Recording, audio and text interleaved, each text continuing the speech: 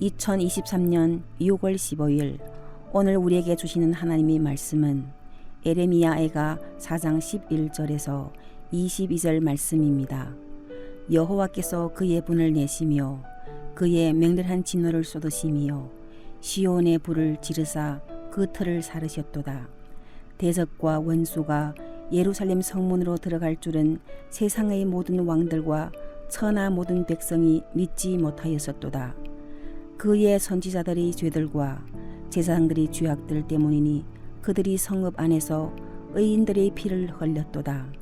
그들이 거리거리에서 맹인같이 방황하며 그들의 옷들이 피에 더러워졌으므로 그들이 만질 수 없도다. 사람들이 그들에게 외쳐 이르기를 저리 가라 부정하다 저리 가라 저리 가라 만지지 말라 하였으며 그들이 도망하여 방황할 때에 이방인들이 말하기를 그들이 다시는 여기서 살지 못하리라 하였도다.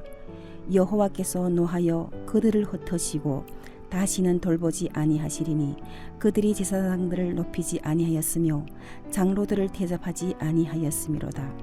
우리가 헛되이 도움을 바라므로 우리의 눈이 상하며 우리를 구원하지 못할 나라를 바라보고 바라보았도다. 그들이 우리의 걸음을 엿보니 우리가 거리마다 다 다닐 수 없으며 우리의 끝이 가깝고 우리의 날들이 다였으며 우리의 종말이 이르렀도다. 우리를 뒤쫓은 자들이 하늘의 독수리들보다 빠르며 산 꼭대기까지도 뒤쫓으며 광야에서도 우리를 잡으려고 매복하였도다. 우리의 걷김 곧 여호와께서 기름 부으신 자가 그들의 함정에 빠졌으며 우리가 그를 가리키며 전에 이르기를 우리가 그의 그늘 아래에서 이방인들 중에 살겠다 하던 자로다. 오스 땅에 사는 딸 에돔아 즐거워하며 기뻐하라. 잔이 내게도 이를지니 내가 취하여 벌거벗으리라. 딸 시온아 내 죄악의 형벌이 다였으니 주께서 다시는 너로 사로잡혀 가지 아니하게 하시리로다. 딸 에돔아 주께서 내 죄악을 벌하시며 내 허물을 덜어내시리로다. 이 시간 맹렬한 진노의 원인 지도자들의 죄악이란 제목으로 여러분들과 함께 은혜를 나누겠습니다. 우리의 인생의 때로는 도저히 믿겨지지 않은 예기치 않은 일들이 발생하고 합니다. 그때 여러분들은 그 상황을 어떻게 바라보고 있나요? 당하고 있는 상황들을 신앙적으로 바라보면서 그 원인을 하나님과의 관계에서 찾아보는 것은 중요한 일입니다. 에레미야이가는 예루살렘 멸망에 대하여 사실적으로 잘 묘사하고 있습니다. 시인은 예루살렘 멸망에 대해 탄식하고 어려움을 토로하고 있죠. 이스라엘 백성에 있어서 잃어버린 예루살렘은 단순히 땅과 도시를 잃은 그 정도의 의미가 아닙니다. 그것은 오랜 시간 걸쳐 이루어진 하나님의 약속의 결과물이고 은혜로 얻은 선물인 거죠. 그 땅의 주인은 누구입니까? 언제나 하나님 자신이었습니다. 예루살렘에는 성전이 있었고 하나님은 그 성전을 통해 이스라엘 백성들과 함께 하셨습니다. 예루살렘은 아수르의 침략에도 난공불락이었던 요새였죠. 하지만 예루살렘은 지금은 이방인의 손에 넘어갔고 이제는 폐허더미에 불과한 것입니다. 예루살렘이 이방인의 손에 넘어갔다는 것은 하나님의 특별한 선택을 받은 백성으로 자부하던 이스라엘에게는 너무나 견디기 힘든 일인 것입니다. 땅의 왕들도 천하의 백성들도 예루살렘이 멸망했다는 것을 도저히 믿을 수가 없는 거예요. 전혀 예상치 못한 일들이 생긴 것입니다. 예루살렘의 비참한 상황에 대해서는 압달렉에서 아주 잘 묘사하고 있습니다. 보배로운 정금 같은 예루살렘의 아들들이 빛을 잃고 천한 질그릇이 되었습니다. 거룩한 예루살렘의 백성들이 길거리에 굶주려 쓰러지게 된 것입니다. 한마디로 예루살렘의 영광은 사라지고 유다 백성들은 절망적인 신세가 되고 만 것이죠. 예루살렘에 한때 기쁨과 노래가 흘러 넘치는데 왜 이렇게 되고 말았을까요? 백성이 왜 그처럼 처참한 상황에 처하게 되었을까요? 누가 예루살렘을 멸망시켰나요? 아이러니하게도 예루살렘 성전을 멸망시키고 불태운 이는 여호와 하나님이십니다. 하나님이 이스라엘을 원수들이 손에 넘기신 것이죠. 원수들에게 자기 도성을 넘기신 것은 세상 그 누구도 상상할 수 없는 충격적인 일입니다. 그렇다면 하나님은 왜 이렇게 하셨을까요? 오늘 본문은 하나님의 노하심으로 시작합니다. 11절 말씀을 보면 여호와께서 그의 분을 내시며 그의 맹렬한 진노를 쏟으시며 시온의 불을 지르사 그 터를 사르셨도다. 여기서 그 기초까지 다 불살랐습니다. 이는 회복의 여지를 남기지 않고 철저히 멸망시켰다는 것입니다. 하나님이 왜 이토록 맹렬한 노를 바라셨을까요? 그 이유는 무엇일까요? 오늘 본문을 통해 그들이 왜 그처럼 비참한 지경에 이르게 되는지 그 원인을 함께 살펴보겠습니다. 그러한 사실을 통해 오늘날 우리들의 삶의 모습을 다시 재조명하는 시간이 되었으면 합니다. 첫 번째, 성경은 예루살렘의 멸망의 원인을 선지자와 제사장의 죄악임을 말하고 있습니다. 선지자와 제사장들이 도대체 어떠한 죄를 지었기에 하나님이 이토록 맹렬한 노를 바라셨을까요? 선지자들과 제사장은 이스라엘의 종교 지도자입니다. 그 직분이 영광스러운 만큼 그에 합당한 삶이 요구되는 거죠. 먼저 그들이 죄악을 보기 전에 그들이 감당해야 할 직무를 살펴볼 필요가 있는 것입니다. 제사장은 어떠한 사람입니까? 성전에서 일하는 사람이며 하나님과 백성들 간의 중보자입니다. 그래서 늘 하나님의 말씀에 입각하여 백성들을 바로 인도해야 할 의무가 있는 것입니다. 선지자는 어떤 사람입니까? 하나님의 대변인으로 하나님께서 그를 통해 말씀하시는 것을 그대로 전해야 했습니다. 때로는 듣기 좋은 말씀도 전해야 하지만 하나님의 뜻인 책망도 심판도 전해야 합니다.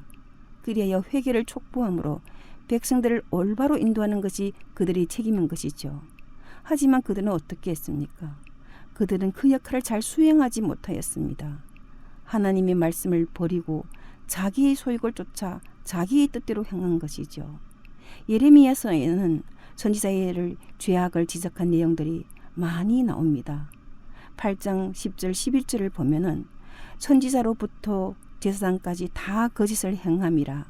그들이 딸 내 백성의 상처를 심상히 고쳐주며 말하기를 평강하다 평강하다 하나 평강이 없도다. 그들은 어떻게 했습니까? 거짓 예언을 한 것입니다. 안전하지 않는데 거짓 평화와 거짓 안전을 외친 것이죠. 사실 그 당시 하나님의 메시지는 무엇입니까?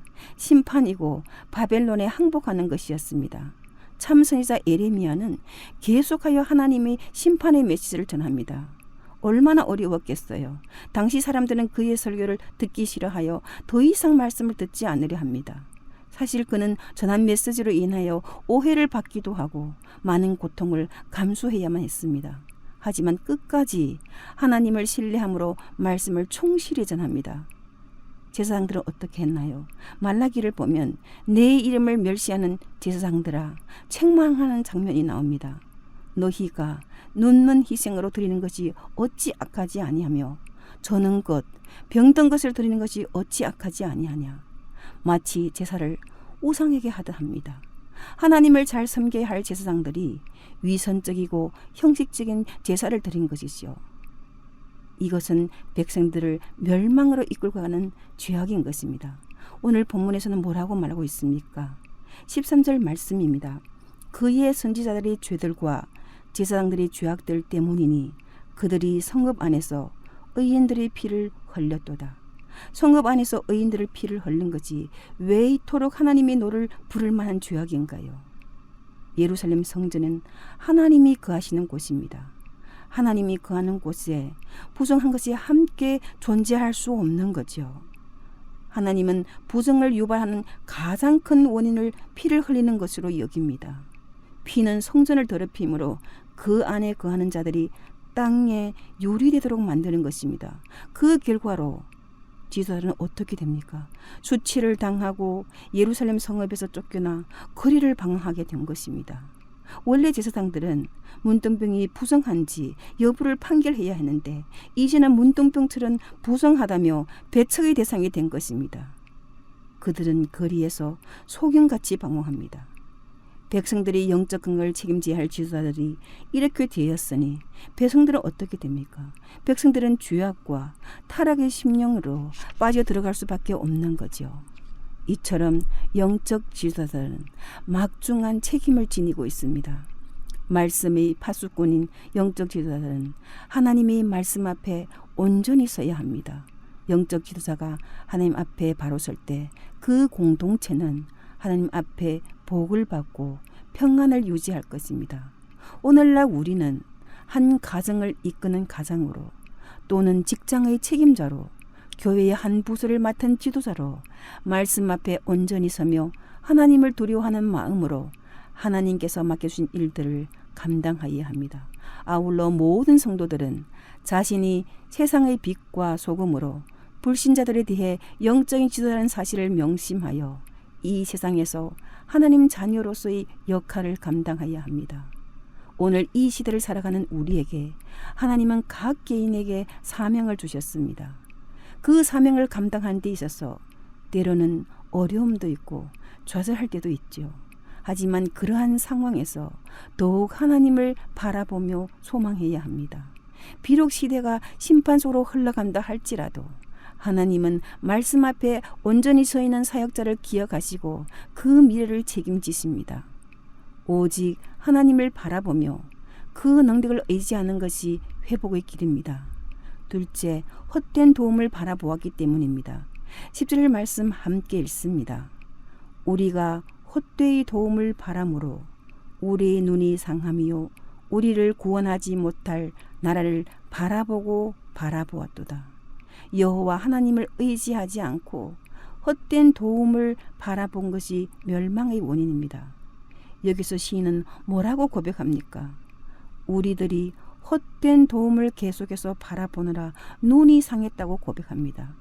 사실 이스라엘은 망하기 전까지 계속하여 주변 나라들과 동맹을 맺으며 그들의 도움을 구하였습니다. 그들은 아수르를 의지하고 이집트를 의지했습니다. 인간적인 눈으로 열방을 의지했지만 실제로 그들은 그들을 구원하지 못할 나라였습니다. 예레미야는 그 당시 계속 선포했습니다. 너희들은 주변 나라를 의지하지 말고 하나님께 회개하라. 하나님께로 돌아와 오직 하나님을 의지하라. 하지만 이스라엘 지도자는 어떻게 했습니까? 예레미야의 경고의 말씀을 귀담아 듣지 않았습니다. 유다의 왕은 어떻게 했습니까? 예레미야의 공고를 뿌리치고 이집트가 자신들을 구원하지 않을까 계속 헛된 도움을 기대한 것입니다. 왕은 어떠한 존재입니까? 왕은 열방으로부터 백성을 보호하도록 하나님이 선택하신 자입니다. 백성의 보호자로서 하나님이 보내신 자입니다. 하지만 왕도 그러한 역할을 잘 수행하지 못했습니다. 20절 말씀 한번 읽어볼까요? 우리의 콧김 곧 여호와께서 기름 부으신 자가 그들의 함정에 빠졌으며 우리가 그를 가리키며 전에 이르기를 우리가 그의 그늘 아래에서 이방인들 중에 살겠다 하던 자로다. 왕은 이스라엘 백성에게 콧김과 같이 귀한 존재였습니다. 여기서 그늘 아래라는 표현이 나오는데 이것은 보호함을 받는다는 뜻입니다. 이스라엘 백성들은 시드기야의 그늘 아래 즉 그의 통치 아래서 평화롭게 살기를 기대했습니다. 하지만 시드기야는 백성들에게 샬롬을 주지 못했습니다. 예루살렘이 포위되었을 때 왕과 모든 군사들은 도망갔습니다. 급에 질려 도망을 쳤지만 결국은 붙잡혀 처참하게 죽게 맙니다. 마지막 남은 희망도 한순간에 와르르 무너진 것입니다. 유다 백성은 하나님의 친백성입니다. 그들은 위기와 재난을 만났을 때 오직 하나님만을 바라보며 그분의 은택을 사모해야 했습니다. 하지만 소망할 것을 바라보지 않고 무가치하고 허무한 것을 바라보다 결국은 비참한 지경에 이르게 된 것이죠. 하나님을 떠난 세상의 그 어떤 것들도 결코 우리의 피난처가 될 수 없습니다. 나의 의존 목록을 아무리 많이 나열할 수 있다고 해도 하나님이 맨 위에 있지 않으면 다 헛된 것입니다. 진실로 우리 인생은 생명과 복의 근원이신 하나님만을 바라볼 때에만 구원을 얻을 수 있습니다. 오늘 본문은 예루살렘 멸망의 원인이 지도자들이 됐 때문이고 헛된 도움을 바라보았기 때문이라고 말하고 있습니다. 하지만 본문의 메시지는 단지 슬픔과 죄를 말하는 것으로 그치지 않습니다. 한 가닥의 희망의 빛을 비춥니다. 희망의 메시지는 22절 형벌이 끝났다는 것입니다. 계속되는 형벌의 반복 속에서 그들에게 희망이 있다면 이제 무서운 불이 그쳤다는 것입니다. 멸망의 현장인 가나안 땅에서 하나님이 그들을 위하여 회복을 시작하는 것입니다. 회복을 시작하는 하나님만을 의지하는 것이 그들이 부여잡을 희망입니다. 오늘의 시대를 살아가야 하는 그리스도를 향하여 하나님은 동일하게 말씀하고 계십니다. 세상의 풍설에 귀를 기울이지 마라. 헛된 것에 미련을 두지 마라. 마음을 강하게 하라고 말씀하십니다. 그 말씀에 따라 우리들이 어느 곳에 있든지 어떠한 사명을 감당하든지 공의로우시며 동시에 회복의 역사를 일으키시는 하나님을 생각하며 영원한 하늘나라를 마음에 두고 살아갈 것을 오늘도 본문을 통하여 우리의 마음판에 새겨줍니다. 우리의 삶 가운데 헛된 도움을 바라보는 것이 아니라 오직 하나님을 바라보며 하나님을 소망하시길 바랍니다. 그러기 위해서 날마다 생명의 말씀을 읽고 성경의 원리 속에서 순종하고 나의 계획과 우리의 계획을 하나님께 맞추어 나가는 것이 가장 지혜롭고 현명한 것입니다. 우리 모두 하나님의 말씀을 순종하는 저와 여러분 되시기를 바랍니다. 함께 기도하겠습니다. 하나님 감사합니다. 유다 백성들이 하나님 대신 애굽을 의지하다 결국은 허망한 소망으로 끝나게 됨을 봅니다. 하나님을 떠난 세상의 그 어떤 것들도 결코 우리의 피난처가 될 수 없습니다. 세상의 헛된 기대와 소망을 품지 말고 유일한 도움이시며 피난처이신 하나님을 바라보게 하옵소서. 지존자의 그늘 아래 거하게 하옵소서. 하나님을 두려워하고 말씀대로 살아가는 우리들이 되게 하옵소서. 하나님 맡겨주신 일들을 사랑으로 잘 감당한 자들이 되게 하옵소서. 예수 그리스도 이름으로 감사하며 기도합니다. 아멘.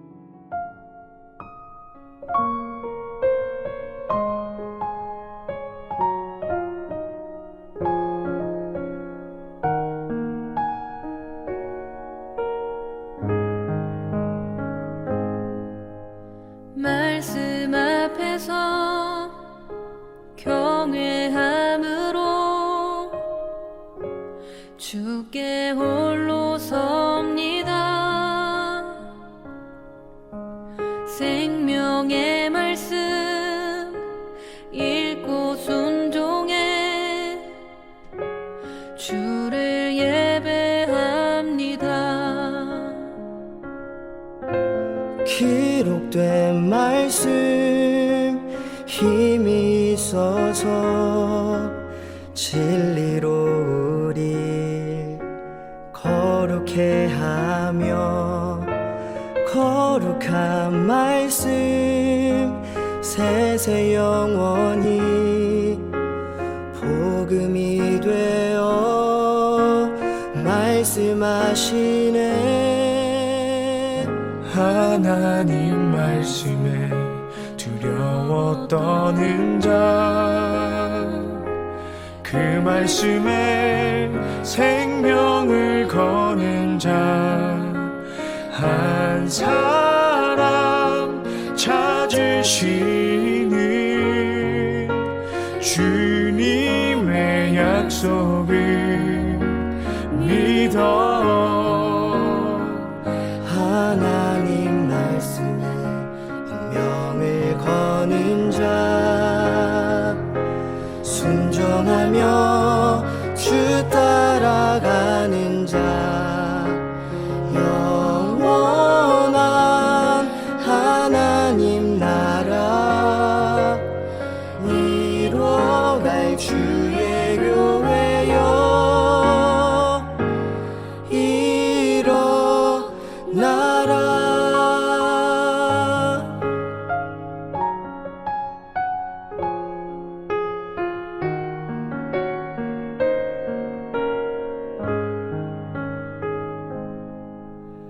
말씀 앞에서 경외함으로 주께 홀로 섭니다. 생명의 말씀 읽고 순종해 주를 예배합니다. 기록된 말씀 힘이 있어서 진리로 우리 거룩해 하며 거룩한 말씀 세세 영원히 복음이 되어 말씀하시네.